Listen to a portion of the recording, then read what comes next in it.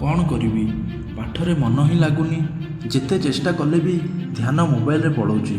ଭାଇ, 14ରୁ 25 ଗୋଟେ ଏମିତି ଏକ ବୟସ ଯେଉଁଥିରେ ତୁମେ ବର୍ବାଦ ବି ହେଇପାର, ଯଦି ଟିକେ ଚେଷ୍ଟା କରିଲେ ମଣିଷ ବି ହେଇଯାଇପାର। ଆଜି ନିଜକୁ ଗୋଟେ ପ୍ରଶ୍ନ କର, ମୁଁ ଏ ଦୁନିଆକୁ ଆସିଛି କ'ଣ ପାଇଁ? କ'ଣ ମୋର ଲକ୍ଷ୍ୟ? କେତେ ଦିନ ଏମିତି ବାପା ମାଆଙ୍କର ମୁଣ୍ଡ ଉପରେ ବୋଝ ହେଇକି ରହିବ? ଗୋଟେ କଥା ସବୁବେଳେ ମନେ ରଖିଥାବ, ରାଜା ହେବାକୁ ହେଲେ ମୂଲିଆ ଭଳି କଷ୍ଟ କରିବାକୁ ପଡ଼ିଥାଏ। ସବୁବେଳେ ଭାବୁଛ ହଁ ପଢ଼ିବି, ଆଜି ପଢ଼ିବି, କାଲିଠୁ ପଢ଼ିବି, ଯାଉ କିଛି ଦିନ ପଢ଼ିବି। କେତେ ଦିନ ନିଜକୁ ଏମିତି ଠକିବ? ଏମିତି ଠକି ଠକି ଗୋଟେ ଦିନ ଆସିବ, ବୟସ ପଳେଇଥିବ।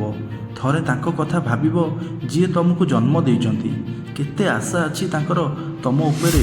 ଆଜି ହିଁ ଡିସିସନ୍ ନିଅ, ଲାଇଫ୍ରେ କ'ଣ କରିବାର ଅଛି। ଆଉ ମନ ଦେଇକି ପାଠ ପଢ଼। ଥରେ ଟ୍ରାଏ ତ କର, କିଛି ନହେଲେ ନିଜର ଔକାତ ପାଇଁ ତ ପଢ଼ିଦିଅ।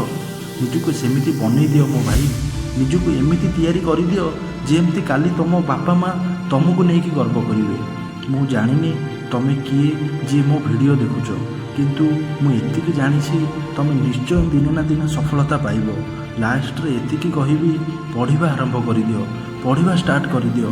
10 ମିନିଟ୍ ପଢ଼, ବଟ୍ ପଢ଼। ଯଦି ଭିଡ଼ିଓ ଟିକେ ବି ଭଲ ଲାଗିଥାଏ, ଲାଇକ୍, ସେୟାର, ସବସ୍କ୍ରାଇବ୍ ନିଶ୍ଚୟ କରିବେ। ମିଶିବା ଆଉ ଏକ ଭିଡ଼ିଓରେ। ନମସ୍କାର।